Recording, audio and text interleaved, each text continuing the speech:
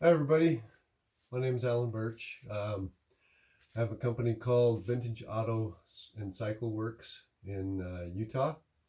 Um, so what I'm going to do is several short little videos, unedited, on some DIY stuff that you can do. If you're a car guy and you don't know everything about cars, this is where you come to get the help that you need. So what I'm going to do is I'm going to show you how to flare metal tubing that would be used for, in this case, brake lines and fuel lines on a hot rod. So one thing that you need to understand about doing this kind of work is that you need to have good quality tools. I tried a flaring tool from Harbor Freight. It broke. It wouldn't hold the line in place when I was using it, and it just turned out bad flares. So you really need to spend the money on a good tool, and I spent 57 bucks on a flaring tool from Napa. I'll show you this. So it comes with the clamp, several dies, a reamer, and an expander.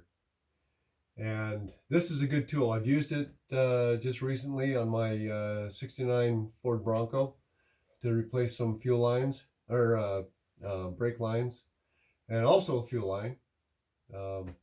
And so I'm going to go ahead and show you how to do this kind of thing. It's real simple. We're going to do what's called a double flare.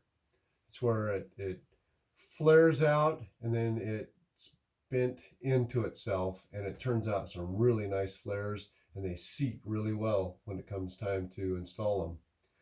So just watch along and enjoy this. So you can buy your tubing from your local auto parts, and I get it in 25-foot coils. It's real easy to bend. You just bend it out like this, and you can straighten it out. So this is 1/4-inch fuel line. A lot of older cars back in the 60s that had front disc brakes, like 60s Corvettes, use this 1/4-inch brake line. Some of the cars today and even some of the older hot rods that had drum brakes, use 3/16-inch brake line. And then this is 3/8-inch fuel line. These are this is aluminum. These others are soft steel, and again, they flare really nice and they're easy to work with. They come in these coils. You can just straighten them out, like I said. I just replaced the fuel line on my Bronco. Turned out really nice. I did a flare on each end so that the rubber hose going from this to the fuel pump, and from this to the fuel outlet had a place to grab. So let's go ahead and I want to show you. So these are brake flares or brake connectors. And you want to make sure that you get the right type of connectors for your application. In most cases, it's going to be a 3/8-24 thread. So that's what this is. This is 3/8-24. And if you don't know what it is, you can go on the internet and Google your vehicle and just say 1969 Ford Bronco brake lines, and you'll come up with all this kind of stuff. And it'll usually just a little bit of digging, you'll find out what size flares or fittings you need. In most cases, most cars that use the that are not metric will use the 3/8-24 thread. Some of these bigger ones go to the master cylinder. Some of the smaller ones may go to the brake cylinder. So you just need to know exactly what you're doing. And what you want to do is, before you go cutting up your old line, you want to look at your old line and see, number one, if your fittings are good, you can reuse them. If they're bad, you just go and get new ones, and you can usually take the fitting to the auto parts and say, hey, this is what I need, and they'll figure it out for you. So one thing that you need to know, well, be able to do, is you want to be able to bend your tube so that it fits your application. You can't just go with straight tube from one place to another, because it has to go through all of the chassis clamps and around things like your motor mounts and your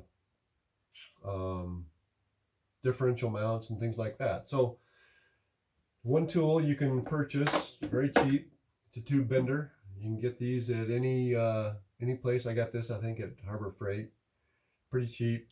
The only problem with it is that it doesn't make real tight curves, and you kind of want to be careful about doing tight curves anyway, because you might kink your line. But in some cases, on these mild curves, I've just bent it by hand. On some of these bigger curves, I use the tubing bender, and you just match it up to your old line. If you have to cut the old line out because the fittings are too tight or rounded off, cut it close to the fitting so that you have the whole line to be able to mock up and make your new line look like the old line. It doesn't have to be exact, but it needs to be close enough that it fits in all the clamps and fits in the everything that secures it together. And it needs to be long enough so that it goes from one point to another and doesn't bind. So let's go ahead. I'm going to use actually a new piece of line, because this is kind of messed up. So some of the things you need is, you need a tube cutter.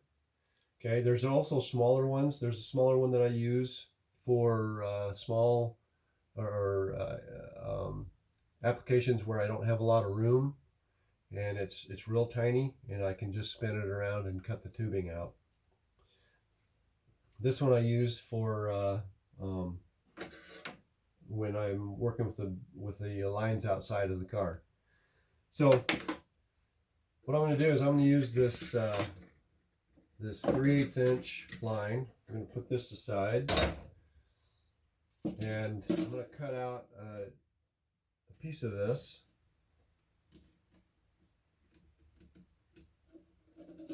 So we can use it. So you just put your piece in there in the clamp it down, kind of get it out of the way a little bit, tighten it, spin it, tighten it, spin it, tighten it, spin it, tighten it, spin it, till it breaks off. Okay. All right. So the next thing you need to do is you need to ream out the this hole. See, it's got a little lip in there. You need to ream that out so that it's not so restricted. So you take this little reaming tool and you just stick it inside the hole. If I can get it there. Just ream it out. Or you can take a drill bit and you can run a drill bit through it. This works just fine.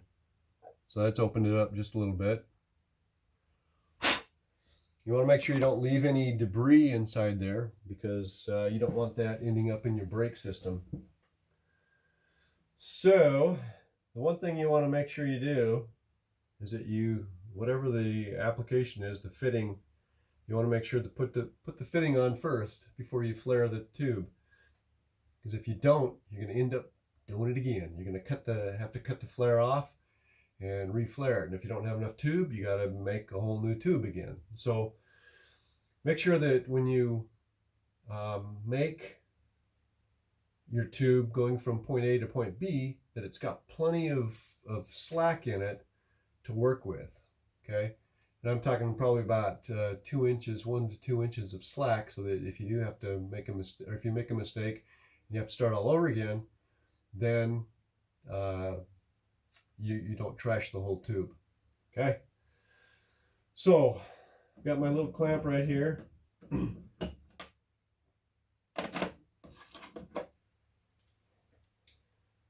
And we take this guy. Now,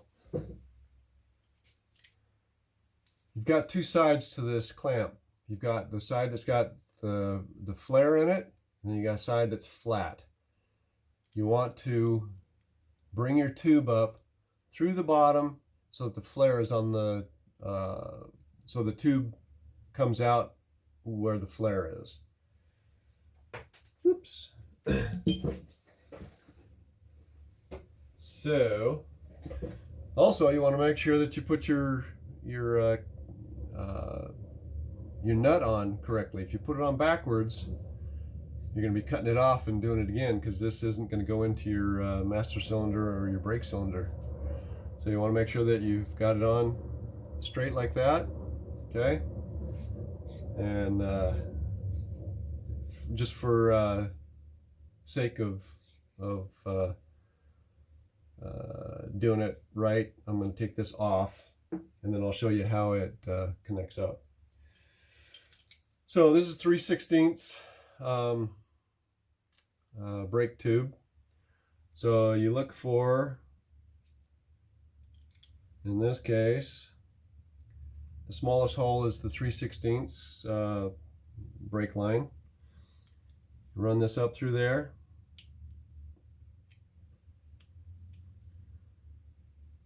Okay, you want to make sure that your clamp is that both sides are together.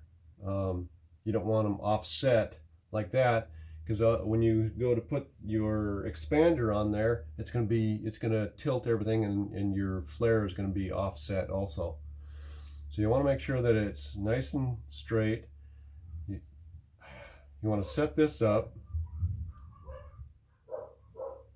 so that, and I take a 3/16 die, it says 3/16 on it. Okay, so to get it right, you set the flare, or set the tube in, so that it's as tall as the ridge on the bottom part of this flare. So I want to push it in just a little bit.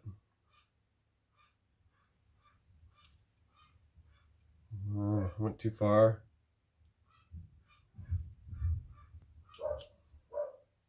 Okay, so that's perfect.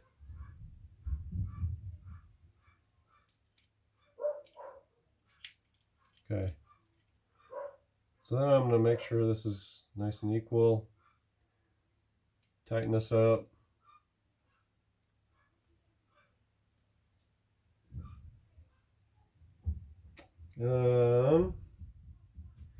Probably need to use a screwdriver to help tighten this up. See, it's got nice broad wings on it, so you can get a screwdriver in there or a wrench and tighten it.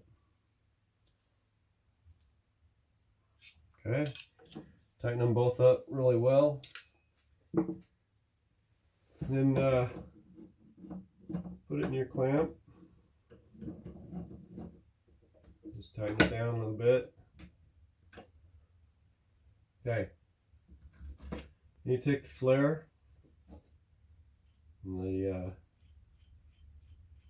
expander here. You can use this twice.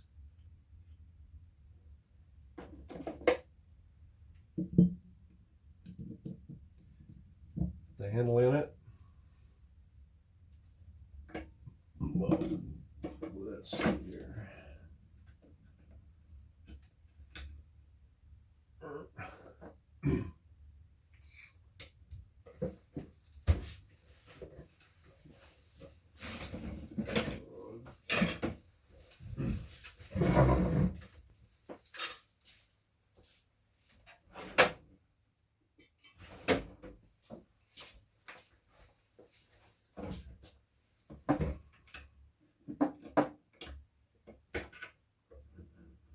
Okay, I'm going to turn this like that.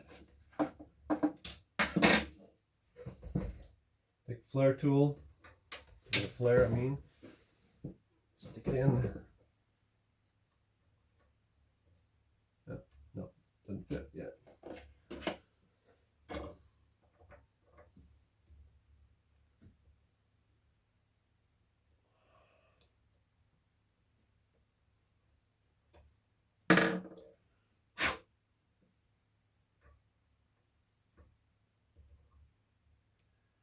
And a snug fit. That on there. Take this, slide it over, fit it in the dimple in the die, and just start tightening it up.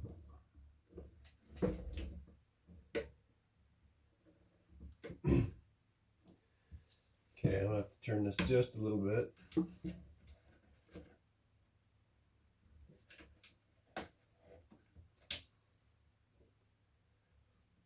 Okay, you need to start turning it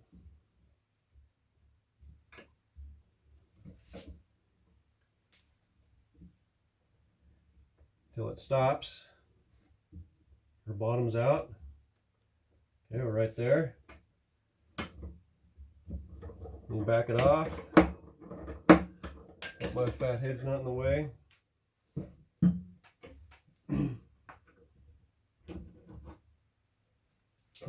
Okay, so the die is stuck in there now. So you got to kind of work it out.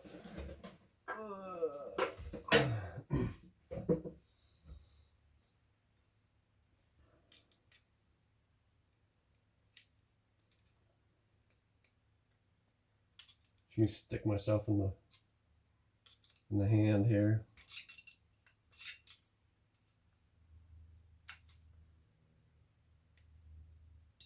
Okay. So we have that is the beginning of your flare. Now the second part is simply take the expander again, put it back in place, turn it down till it goes into the hole.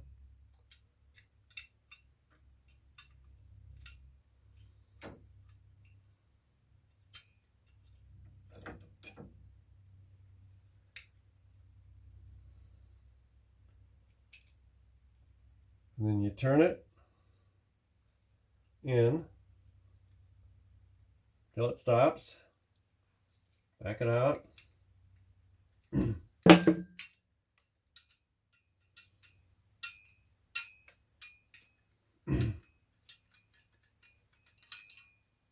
Unhook it. Then keep from hurting myself.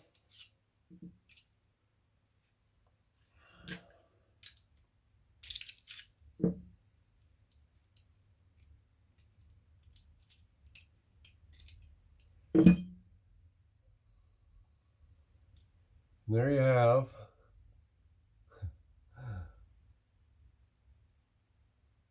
a perfect double flare. So then